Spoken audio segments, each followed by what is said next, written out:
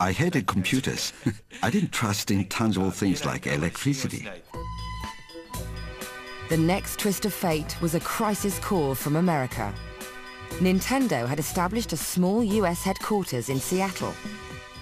The arcade era was booming, with Atari at the forefront, and Nintendo wanted a piece of the action. Nintendo of America had ordered 2,000 units of a hit Japanese game called Radarscope. But in America, the game was a disaster. Head office in Kyoto was asked to create a replacement game. Without a single designer available, it was decided that it was time to give their youngest recruit his big break. Miyamoto was completely baffled and completely overwhelmed with the idea.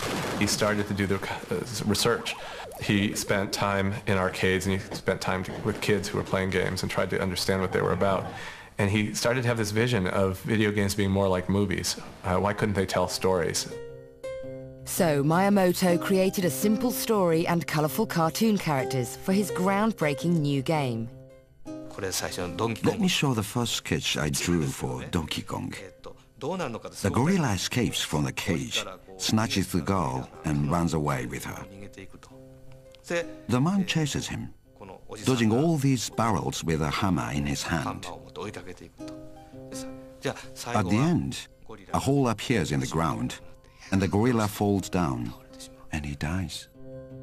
To bring his cartoon characters to life, Miyamoto had to work within the limits of the technology of the time. All of a sudden there was a question, what kind of hair did this guy have? The problem is if he's falling in a video game, you'd have to have his hair do something that the designers just couldn't deal with at the time, which is inertia would make his hair blow up and it would sort of be sticking up as he was falling down. So the way that Miyamoto solved that problem was he gave him this little red hat.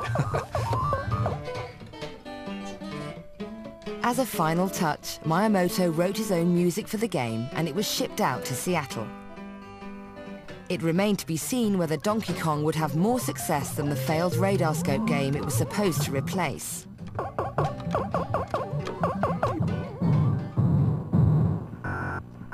People in America saw this game and thought that the Japanese, their Japanese counterparts were insane. Fearing the worst, Nintendo's American team decided to try out the game in a local bar, just like Atari's Nolan Bushnell had done with Pong a decade earlier. A day later, they go back to the Spot Tavern, open the little coin box, and lo and behold, there's $30 in quarters in that little coin box. It's almost overflowing. That says that machine was operating almost every minute that tavern was open from noon until midnight when it closed that day. And he said, wow, what kind of aberration is this? That's all the market research I need. Let's go. The company made $100 million in sales in the first year alone.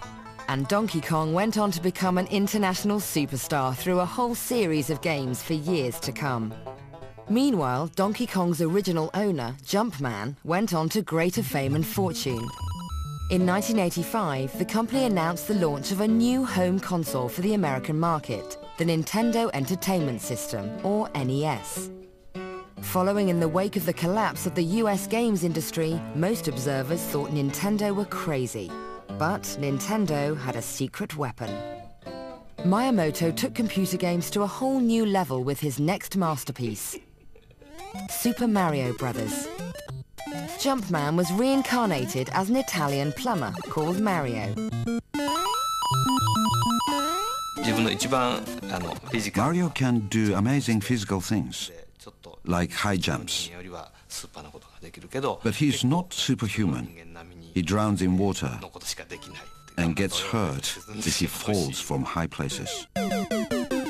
Miyamoto created a side-scrolling world for him to explore, full of pipes and sewers, as well as ledges and cliffs. And he created an entire army of colorful cartoon monsters. In the early test version, Mario was very big. Next I created Small Mario.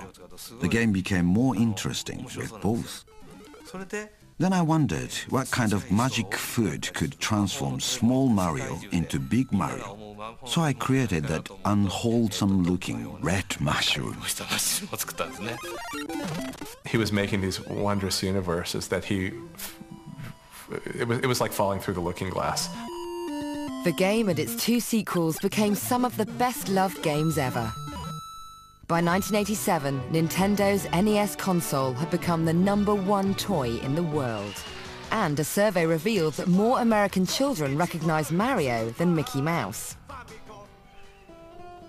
Then Miyamoto unveiled his masterpiece.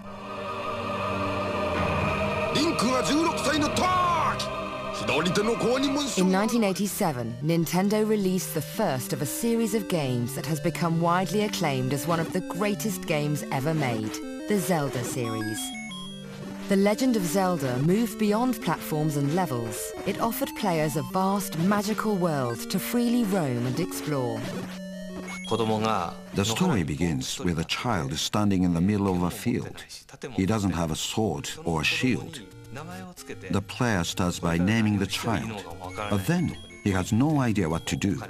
He wanders around the field looking for things to do. It was a very daring concept back then. More than any before it, this was a game in which the player would experience a sense of progress, gaining new equipment, becoming stronger and more skilled as the adventure unfolded. When the child grows up, the player thinks, I used to be scared of this, but now I'm very strong. That's the kind of game I wanted to make. Taking over 100 hours to play the game to the very end, The Legend of Zelda perplexed, intrigued and consumed players all over the world. It was a sensation that broke all the rules and defined a genre that has dominated game design ever since. By the end of the 80s, Nintendo had sold over 30 million NES consoles, hundreds of millions of games, and it held an extraordinary 85% of the entire world games market. Nintendo had become the ultimate boss of the game industry game. It was about to consolidate that position with a radical new portable game system that would appeal to boys, girls, and even adults, the Game Boy. What was needed was the perfect game to launch it. It soon became clear that they would go to extraordinary lengths to find that game.